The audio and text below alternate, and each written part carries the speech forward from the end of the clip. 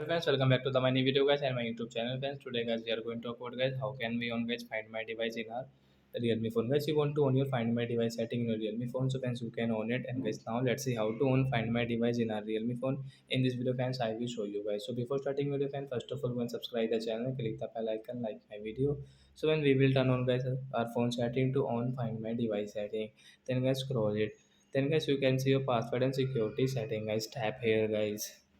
So after on guys password and security setting friends, you can see guys your manage password setting, and guys you can see your security system setting. So friends, click on security system and guys you can see find my device here. So once you want to use, you can use from here guys, means you can on guys. So you want to on find my device, you can on from here guys. Find my device guys helps you your location this device remotely. If you lose the device, it also helps you keep your data safe. So like that guys you can use, and guys you want to track your phone, you can track also. So like that guys, you can on your find my device in your Realme phone device. So that's it guys. Thanks for watching the video. Bye friend. Before going, please go and like the video.